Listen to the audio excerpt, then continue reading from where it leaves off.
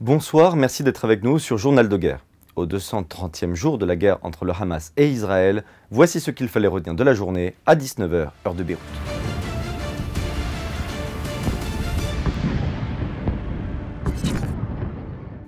Nous commençons par un récapitulatif de la situation à la frontière libano-israélienne. Une frappe au missile guidée a été menée à 7h30 jeudi contre une voiture qui se trouvait sur la route Kfar Dajjal-Nabatieh, tuant un membre du Hezbollah et blessant légèrement 3 enfants dans un car de ramassage scolaire à proximité du véhicule ciblé. L'autocar transportait des élèves en effet depuis la localité de Ha'ait el-Jesser. Un peu plus tard, le Hezbollah a annoncé dans un communiqué la mort d'un de ses cadres, Mohamed Ali Nasser Farhan. Selon le porte-parole arabophone de l'armée israélienne, Avichai Adrae, Mohamed Farhan, un enseignant de sciences physiques, est responsable d'une infrastructure du Hezbollah pour la fabrication de matériel de combat.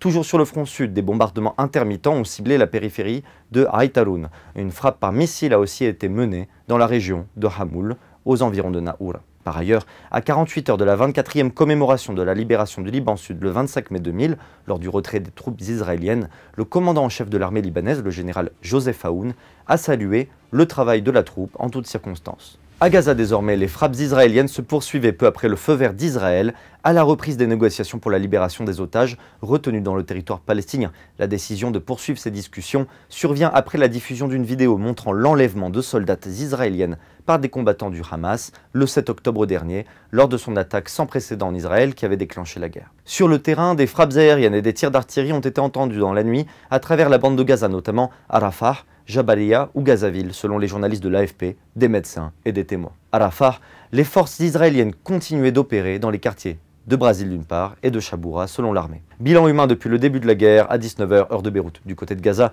le ministère de la Santé de l'enclave a rapporté que 35 800 Palestiniens ont été tués depuis le 7 octobre. Côté israélien, environ 1200 décès ont été officiellement enregistrés par Israël depuis le début de novembre 2023. Un chiffre qui reste inchangé selon les données officielles malgré les annonces régulières de soldats morts dans les combats. Cependant, l'armée israélienne a annoncé la mort de 285 soldats depuis le début de l'offensive terrestre à Gaza. Sur le front diplomatique et humanitaire, des chefs des groupes du dit Axe de la Résistance ont débattu de la guerre à Gaza entre Israël et le Hamas au cours d'une réunion tenue mercredi à Téhéran. En marge des funérailles du président iranien Ibrahim Raïssi, ont annoncé jeudi les médias officiels.